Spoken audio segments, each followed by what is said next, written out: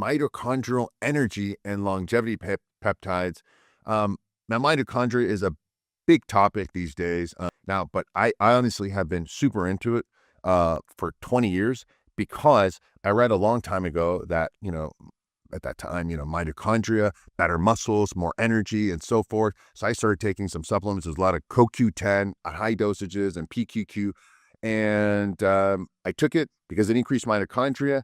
And man, I had so much energy. I felt like I was, on top of the world. I didn't sleep.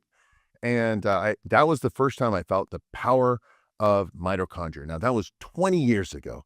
Now I have to take way higher dose of CoQ10 and PQQ. These are supplements. I'll get to the peptides in a second to get the same effects that I did then. What am I saying? That the older you get, the worse the mitochondria gets. That sucks. Why? Think of mitochondria as battery energy. All right. In your cell phone, it's like it goes down to like 20% and nothing works right. The apps don't work right. It's glitchy. Then you charge it and it's like, man, this thing's kicking ass. Or you get a new phone and the battery's like awesome. That's mitochondria.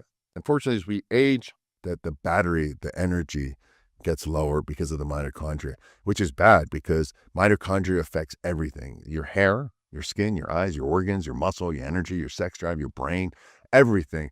Everything is controlled by mitochondria. So you want to optimize it. I mentioned the supplements. I'll do a whole deep dive about this, but improving this is better. So one of the best ones or popular ones is called MOTS, MOTS. Some people call it an exercise mimetic.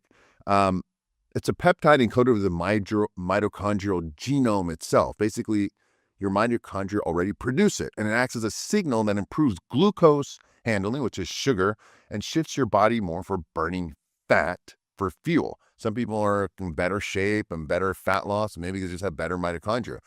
Some people call it like cardio in a vial, right? It's maybe an exaggeration, but maybe not completely wrong. It increases endurance capacity, helps prevent fat accumulation, even on high fat diets.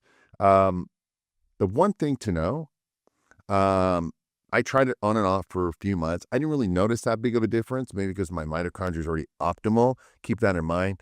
But if you take, first of all, at a higher dose, if you take a shot, it's going to hurt if you take a high dose. So keep that in mind, start low. Also, if you take a high enough dose, or some people take too high a dose, it causes almost like an anaphylactic type symptom, shock.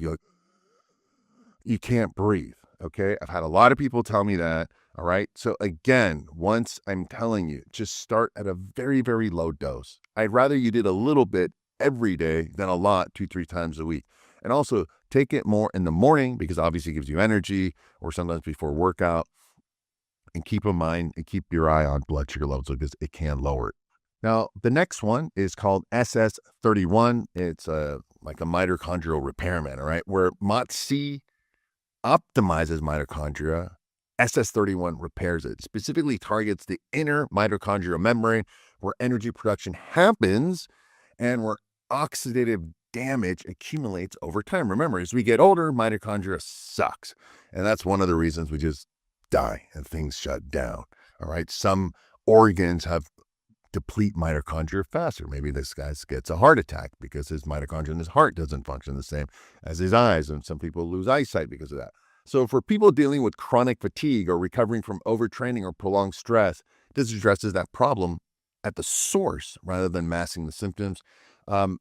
The energy improvement feels different than stimulants, right? It's genuine increased capacity, not a spike in crash. And I think that's how I felt when I took a lot of CoQ10 back in the day.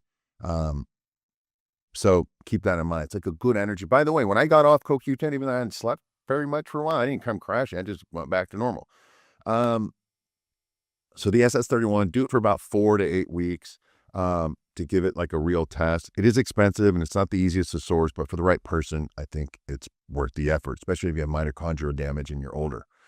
But again, more importantly, post your questions below. Let me know how this was helpful and share it with someone else. And if you're not already subscribed, please do so. And thanks again for watching all the way. Take care. Bye.